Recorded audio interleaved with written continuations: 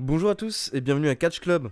On se retrouve pour les pronostics du pay-per-view Fastlane. Et en gros, je vais faire ça en une prise et je vais être assez rapide parce que bon, j'ai pas voulu passer trop de temps sur Elimination Chamber et sur Fastlane, que ce soit au niveau des pronostics et des reviews. Comme c'est les pay-per-view juste avant WrestleMania, on sait plus ou moins ce qui va se passer et y a pas vraiment de surprise. Après, je dis pas que c'est mal, mais bon, on savait tous que Roman Reigns allait gagner, on sait tous qu'Asuka ne va pas perdre juste avant WrestleMania. La plupart des champions risquent de conserver leur titre en gros. Donc on va passer les matchs en revue assez rapidement, voir qui pourrait être le vainqueur potentiel, et surtout s'intéresser au Six Pack Challenge pour le titre de la WWE. Allez, c'est parti.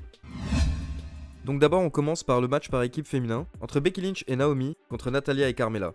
Donc bon, faut se l'avouer, c'est un match qui a été rajouté à la dernière minute, un petit peu pour compléter la carte, et pour grappiller du temps.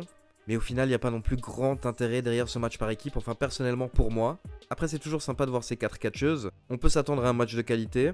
Et personnellement, je vais miser sur les faces pour ce match, donc vainqueur Becky Lynch et Naomi. Après, par contre, le fait de voir Carmella me fait me poser des questions. Elle a toujours sa mallette, on attend qu'elle encaisse, et on se rapproche de WrestleMania. Donc qui sait, peut-être que ça serait ça la grande surprise juste avant WrestleMania, faire gagner le titre à Carmella lors de Fastlane. Alors pourquoi pas s'imaginer Carmella challenger Charlotte plus tard dans la soirée et remporter le titre féminin de SmackDown. Puis on passe à Shinsuke Nakamura contre Rusev. Alors le problème de ce match forcément, c'est qu'on a deux gros babyface, deux personnes qui sont acclamées par la foule à SmackDown qui s'affrontent. Moi personnellement je suis fan des deux, j'adore Nakamura depuis des années, il est ultra charismatique, mais après comme je l'ai déjà dit, je trouve qu'on ne voit pas assez de son talent à SmackDown et il a un potentiel inexploité encore énorme. Puis à côté de ça on a Rusev qui est devenu naturellement un des grands favoris de la foule actuellement grâce au Rusev Day. Moi j'adore quand un catcheur devient naturellement un gros face comme ça et quand on a vraiment toute la foule qui l'acclame derrière. Donc là le problème c'est un peu ça, c'est que la foule va être partagée entre Rusev et Nakamura. Après je pense qu'on va tous être d'accord, c'est impossible que Nakamura perde un match avant WrestleMania, donc forcément vainqueur Nakamura. Premier match de championnat lors de ce pay-per-view, le match pour le titre par équipe entre les Usos et le New Day. Alors là c'est le match où je vais être le plus indécis, je ne suis pas vraiment sûr des vainqueurs. On peut laisser le titre aux Usos car actuellement c'est clairement la meilleure équipe de la WWE et ils sont incroyables. Mais ce serait aussi intéressant de faire gagner le New Day juste avant WrestleMania pour justement mettre en place un match revanche. Et on sait que la WWE souhaite de faire de New Day l'une des équipes les plus titrées de l'histoire, donc forcément dans les prochaines années ils vont souvent gagner et perdre le titre. Au final je vais quand même miser sur les New Day, je pense que la WWE veut essayer de nous surprendre ne serait-ce qu'un petit peu avant WrestleMania, donc on pourrait s'attendre à un changement de titre. Mais forcément derrière il y aura un match revanche, avec potentiellement d'autres équipes qui seront ajoutées lors de WrestleMania, comme les Bludgeon Brothers, pourquoi pas. Personnellement tout ce qui compte pour moi en fait c'est de voir des Usos à WrestleMania après Fastlane. Parce que ça fait 9 ans qu'ils sont à la WWE, et ils n'ont jamais été sur la carte principale de WrestleMania, et quand tu sais que même Michael Cole a déjà eu un match à WrestleMania, tu te dis que c'est vraiment un vol. Donc vainqueur de New Day. Second match de championnat pour le pay-per-view, c'est le match pour le championnat des États-Unis entre Bobby Roode et Randy Orton. En fait, je suis assez indécis sur ce match aussi, dans le sens où je pense que là ils vont essayer de faire durer la feud entre Roode, Orton et Jinder Mahal pendant plusieurs mois.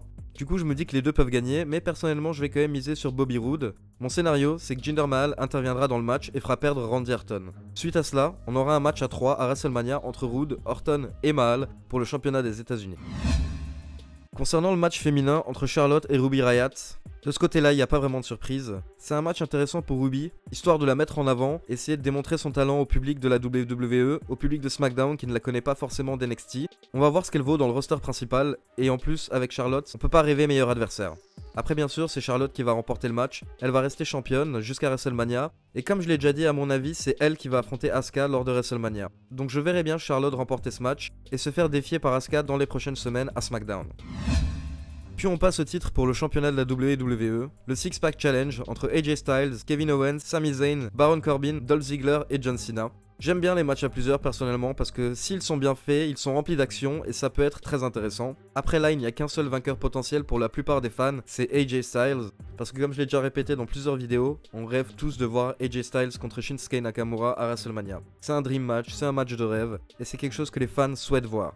Maintenant, si la WWE souhaitait nous surprendre, personnellement si je devais choisir, je ferais gagner Dolph Ziggler. Parce que la fédération va quand même d'effectuer tout un travail sur Ziggler en lui faisant gagner le championnat des États-Unis, puis en le faisant disparaître des écrans pendant plusieurs semaines, en essayant un petit peu de changer sa gimmick et de le rendre un peu plus dark. Mais le problème c'est que si tout ça ne mène à rien en fait au final, je ne vois pas en fait à quoi ça aurait servi. Ziggler est un très très bon catcheur qui est bloqué depuis des années dans une gimmick qui tourne en rond, et il faudrait vraiment faire évoluer ça. Une des manières serait de surprendre les fans, et une victoire dans le Six Pack Challenge serait une surprise parfaite.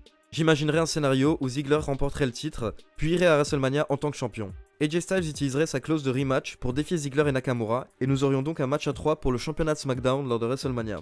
Bien sûr, ce serait une déception pour beaucoup de fans, qui souhaitaient avoir le match entre AJ Styles et Nakamura. Après, je me dis que si on doit attendre quelques mois, ce n'est pas si grave. Pourquoi ne pas commencer doucement, avec un match à 3 qui inclut Ziggler, et essayer de créer en fait petit à petit une réelle feud entre Nakamura et AJ Styles, et avoir le match 1 contre 1 dans quelques mois, pourquoi pas à SummerSlam. Les deux catcheurs ont encore plusieurs années devant eux, et du coup je pense qu'on pourrait attendre potentiellement pour voir ce match. Mais d'un côté, je pense vraiment pas que la WWE va miser sur Ziggler, parce que bon, jusqu'à maintenant, elle l'a rarement fait.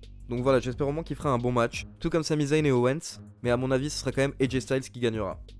Donc voilà, c'était assez court et condensé pour les prédictions et les pronostics. Si jamais on a un pay-per-view avec beaucoup de surprises, j'essaierai de faire une review la semaine prochaine. Voilà, c'est la fin de la vidéo, j'espère que vous avez apprécié. N'hésitez pas à me laisser vos pronostics dans les commentaires. Et pour ceux qui découvrent la chaîne, n'hésitez pas un petit peu à parcourir et à découvrir les autres vidéos. Vous pouvez maintenant me suivre sur Facebook, le lien est dans la description. Et bien sûr, suivez-moi également sur Twitter, @lecatchclub, pour suivre toute l'actualité de la WWE et les autres fédérations. Ciao tout le monde!